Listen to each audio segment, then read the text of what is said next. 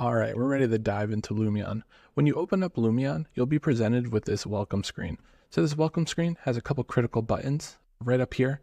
This is where we would create a new project. When we click this, it's going to ask us, which starting template do you want to use? And what's really cool is you actually don't need to worry about which one you start with. And what I mean by that is if I click desert environment and I wind up switching the project to a tropical environment, there's no issue. I can actually change the settings. So your starting point doesn't really matter.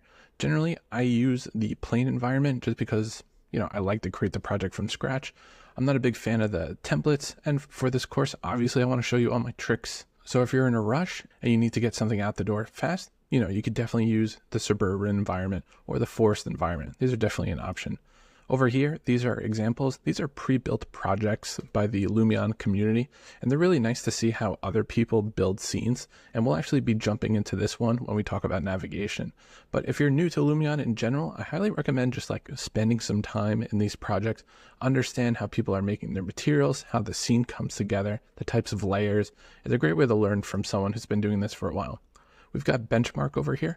If you're unsure how your computer stacks up against, Lumion's system requirements, this will run a diagnostic. And so here I'm in a good spot. Everything is beyond recommended. And if you're curious about what system settings I'm using, you can find that all here. I highly recommend for this course, you're at least minimal and above. If you're, below this, it's not going to run that well. Then we have load. This is if you've created a project, you want to load it, get back into that project. That's what this is for. Save and save as, they're currently grayed out because I actually don't have a file started. Once we create our file, this is going to be ungrayed. Here we've got our tips and tricks, news, typical showcases. If you ever want to learn more about what's going on with Lumion, you can always click here. And right down here, this is for video tutorials from Lumion, the knowledge base. So this is kind of like their articles about specific subjects. And if you want to open up a support ticket. Over here, we have the save as icon again, and we also have settings. Before we dive in, I actually want to go here first. So let's click this. And there's a couple settings I recommend you tweaking. Based on your hardware, you might want to change your editor quality. This is going to lower some post-processing and lower the demand of the real-time rendering engine on your computer. I like to keep it on high quality. If you have a weaker computer, you might want to be on low quality or medium.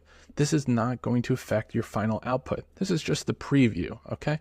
So if your computer is running really, really slow, you might just want to lower this. And editor resolution, this is basically saying, hey, if I have a full HD viewport here, I want you to render it, maybe 40% less. And that's a huge savings, and it's going to make your computer run a lot faster. Over here, we have use proxies. I'm going to set this to auto. And what this means is, let's say I've got a scene with 100 different trees, right? I don't need to see all the trees at the same time, right? It'll actually make a small little box around the mesh, maybe like a bounding box, right? And it'll make it a neon blue color. So it won't render the object, but it'll render the box. And this is how you know that something's there, but they're not rendering it. And this is for the sake of performance. High quality trees, I like to keep this on. That way I can have another check at the asset, make sure it's super high quality, and I'm not using a low quality asset. Especially when it comes to up close views, I want to make sure all my leaves look good. But again, if your editor is running slow, this is something you might want to turn off. Auto update preview, this is when it comes to actually generating a rendering. When you click into the viewport, it'll do a preview render, and it can kind of slow down your computer. So I like to be in control of whether or not I turn this on or off.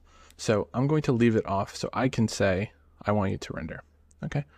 The next thing I recommend is going over to system. Depending on where you live, I'm in the US, I want to use imperial units. If you're outside of the US, you might want to use metric. So that's what this is going to do, switch you to metric. I also recommend keeping auto download updates on. That way, whenever there's a new version of Lumion, you'll get that downloaded immediately. And another useful one is recovery. This will basically do an autosave of your project. Just in case your file crashes, you're going to have a backup file. Okay.